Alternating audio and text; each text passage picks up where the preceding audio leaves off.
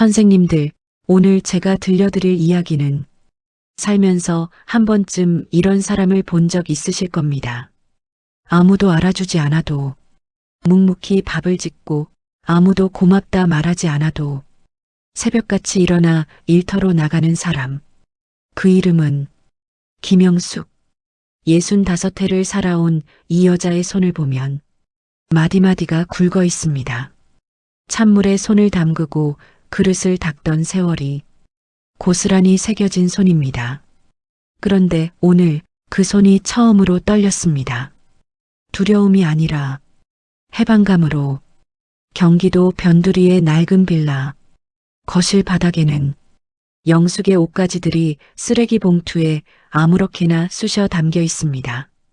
20년을 살아온 집에서 봉투 하나로 정리된 살.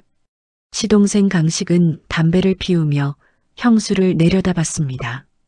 그의 아내 미라는 팔짱을 낀 채 코를 찡긋거렸습니다. 아우, 이 찌든 냄새 좀 봐. 대체 옷을 얼마나 안 빨아 입으신 거예요? 집안 전체에 식당 냄새가 진동을 하네. 영숙은 떨리는 손으로 바닥에 옷을 주워 담았습니다. 손가락 끝이 미세하게 떨렸습니다. 분노인지 서러움인지 스스로도 구분이 안 됐습니다. 동서야, 이게 무슨 짓이야? 내일이 내 어머니 팔순 잔치인데 갑자기 짐을 다 빼라니. 말은 바로 해야지. 형수. 이게 형수 집이야? 우리 형이 남긴 재산으로 산 집이잖아. 내 아들 민우가 결혼한다고. 신혼집 필요한 거 안 보여? 영숙의 가슴이 내려앉았습니다. 20년. 그 긴 세월 동안 한 번도 내 집이라고 생각해 본 적 없었는데 이제는 쫓겨나야 할 신세가 됐습니다. 그래도 내 전세금 5천만 원은 돌려줘야지. 그거 내가 20년 동안 식당 서빙하면서 한 푼, 두 푼 모은 거야. 그거 없으면 난 길바닥에 나앉아. 그때였습니다. 안방 문이 쾅 열리며 시어머니 박옥자가 나왔습니다. 지팡이로 바닥을 힘껏 내리치면서 길바닥이 아니라 염치부터 챙겨라. 내 아들 잡아먹고 20년을 붙어 살았으면 됐지. 무슨 전세금 타령이야? 내가 해준 게 뭐가 있어? 선생님들, 이 말을 들은 영숙의 눈빛을 제가 뭐라고 설명해 드려야 할까요? 억울함도 아니고 분노도 아니고 그저 텅 비어버린 눈. 20년 세월이 한꺼번에 무너지는 소리가 영숙의 가슴 속에서만 들렸습니다. 시간을 거슬러 올라가 봅니다. 20년 전 봄비가 내리던 밤이었습니다. 남편 기철은 공사 현장에서 불의의 사고로 세상을 떠났습니다. 35이었습니다. 보상금도 제대로 나오지 않던 시절, 영숙은 27살 새댁의 몸으로 장례를 치르고 돌아서자마자 식당 주방으로 향했습니다. 울 시간도 없었습니다. 어린 시동생 강식을 공부시켜야 했고 충격으로 쓰러진 시어머니를 수발해야 했으니까요. 새벽 4시 얼어붙은 시장 바닥에서 남들이 버린 배추 우거지를 줍는 영숙의 손은 빨갛게 텄습니다. 식당 주방에서는 독한 세제에 손등이 다 갈라져 피가 났지만 고무장갑 한 켤레가 아까워 맨손으로 그릇을 닦았습니다. 기철 씨, 당신 동생만은 반듯하게 키울게. 어머님 모시는 건 내 당연한 도리니까 하늘에서 보고만 있어줘. 그렇게 20년이 흘렀습니다. 강식은 대학을 졸업했습니다. 결혼도 했습니다. 그런데 사업을 한답시고 영숙이 모은 돈을 수시로 빼앗아 갔고 도박빚이 생기면 형수한테 손을 벌렸습니다. 시어머니는 아들의 죽음이 영숙 탓이라며 20년 내내 저주를 퍼부었습니다. 그래도 영숙은 떠나지 않았습니다. 기철 씨한테 미안해서 다시 현재로 돌아옵니다. 강식이 당장 나가를 외치던 바로 그 순간 현관 초인종이 울렸습니다. 딩동. 강식이 문을 열자 검은 정장을 차려입은 젊은 남자가 서 있었습니다.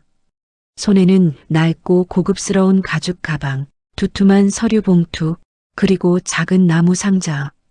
김영숙 씨 댁입니까? 이기철 씨의 법률 대리인 최진혁 변호사입니다. 거실이 얼어붙었습니다. 시어머니 옥자의 눈이 휘둥그레졌습니다. 이기철? 죽은 내 아들? 걔가 죽은 지가 언젠데 변호사가 와? 선생님들, 이 순간 영숙의 심장은 어떤 박동을 쳤을까요? 두근두근이 아닙니다. 멎을 듯, 멎을 듯, 겨우 뛰는 심장.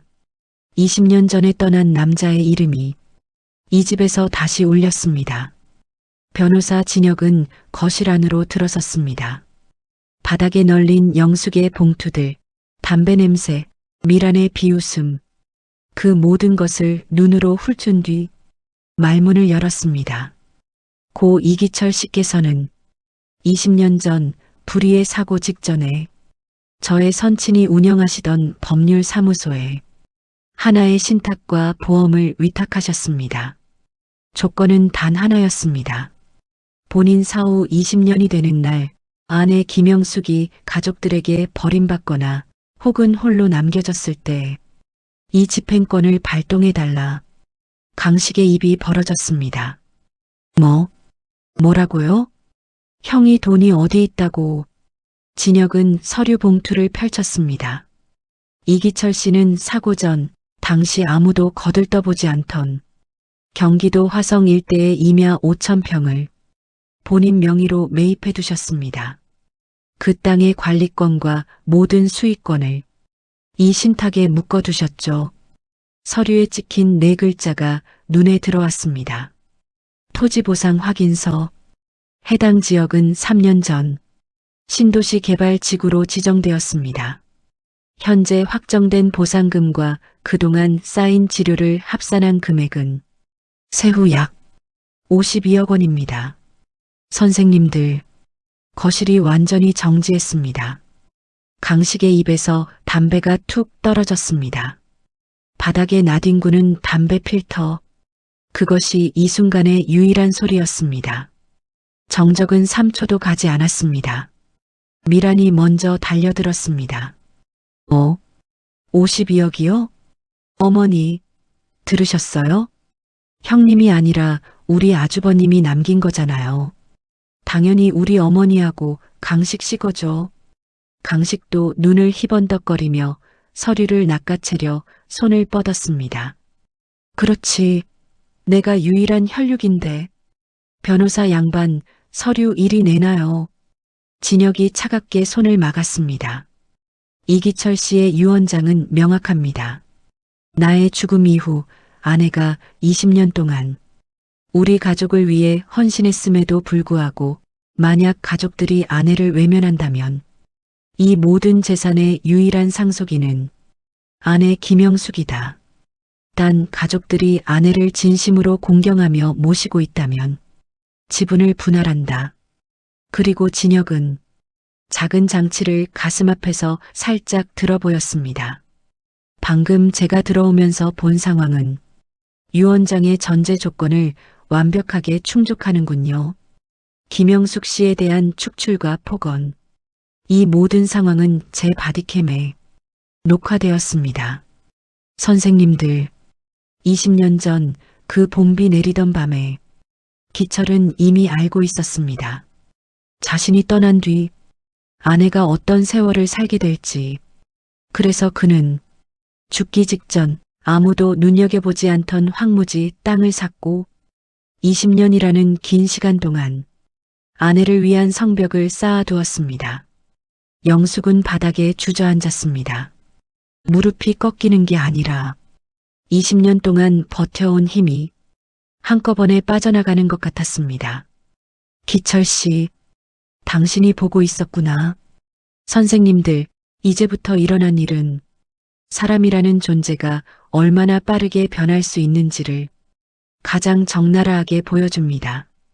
52억이라는 숫자가 공기 중에 떠 있는 사이 시어머니 옥자가 영숙의 손을 덥석 잡았습니다. 조금 전 영숙에게 저주를 퍼붓던 그 손으로 아이고 영숙아, 내가 아까는 잠시 노망이 났나 보다. 내가 이 집의 기둥이지. 그렇고 말고. 강식도 굽신거리며 다가왔습니다. 형수님, 제가 잠시 미쳤었나 봐요. 사업이 안 돼서 제정신이 아니었어요. 우리 같이 잘 살아야죠. 미라는 영숙의 어깨를 주무르기 시작했습니다. 형님, 아까 한 말은 다 농담인 거 아시죠? 저 형님 밑에서 평생 효도하며 살고 싶어요. 네. 영숙은 그들을 바라봤습니다. 떨리던 손이 멈췄습니다. 눈가에 맺혀있던 물기가 천천히 식었습니다. 그리고 그녀는 천천히 일어섰습니다. 이전의 김영숙이 아니었습니다. 영숙이 변호사를 바라보며 물었습니다. 변호사님, 이 집 제 명의로 된 거 맞죠? 네, 그렇습니다. 신탁 조건에 따라 이 빌라와 보상금 모두 김영숙 씨의 단독 소유입니다. 영숙은 고개를 끄덕였습니다. 그럼 지금 당장 저 사람들을 제 집에서 내보내주세요. 강식의 얼굴이 굳었습니다.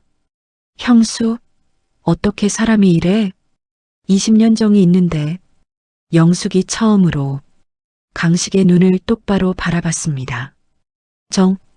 20년 동안 당신들이 나를 사람 취급한 적이 있어?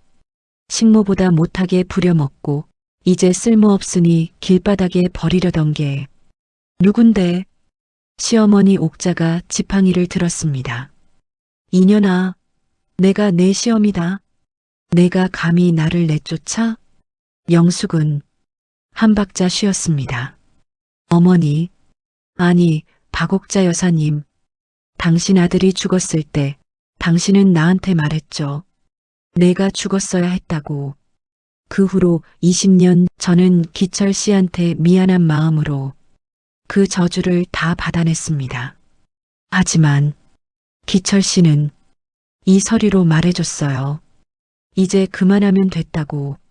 선생님들, 20년 동안 참아온 말을 단 몇 마디로 끝낸 영숙. 눈물이 흘렀지만 고개를 숙이지 않았습니다. 그것이 달랐습니다. 진혁이 대동한 보안 직원들이 빌라 안으로 들어섰습니다. 강식과 미라는 소리를 지르며 발버둥쳤습니다. 옥자는 바닥에 드러누워 울부짖었습니다. 그러나 이번에는 아무도 그 소리를 들어주지 않았습니다. 20년 동안 영숙이 그랬던 것처럼 선생님들 통쾌하죠? 저도 이 대목에서 속이 다 후련했습니다. 텅 빈 거실, 영숙은 나무 상자를 품에 안았습니다.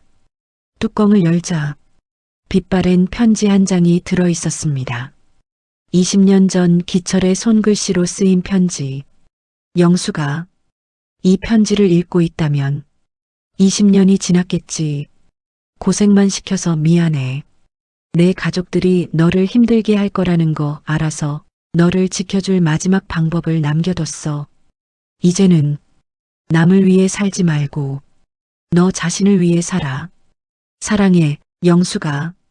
선생님들, 영숙은 그 편지를 읽고 소리 없이 울었습니다.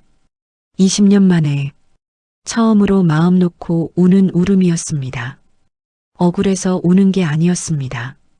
서러워서 우는 게 아니었습니다. 20년 동안 혼자라고 생각했는데 혼자가 아니었다는 걸 이제 알아서 우는 겁니다. 눈물을 닦은 영숙은 창밖을 바라봤습니다. 붉게 타오르는 노을이 온 하늘을 물들이고 있었습니다. 영숙은 낡은 식당 앞치마를 벗었습니다. 20년 동안 새벽마다 묶어있던 그 앞치마를 조용히 쓰레기통에 넣었습니다. 그리고 현관문을 향해 걸었습니다. 이전과는 다른 걸음이었습니다. 기철 씨, 고마워요. 이제 정말 나로 살아볼게. 선생님들, 오늘 이야기는 여기까지입니다. 가족이라는 이름이 때로는 가장 무거운 짐이 되기도 합니다. 하지만 오늘 영숙의 이야기는 우리에게 이렇게 말해줍니다. 진심은 반드시 자리를 찾는다고. 20년의 시간이 걸렸어도 기철의 사랑은 영숙에게 닿았습니다. 오늘 하루도 수고 많으셨습니다. 좋아요와 구독으로 영숙 씨에게 응원을 보내주세요. 다음 이야기에서 또 뵙겠습니다.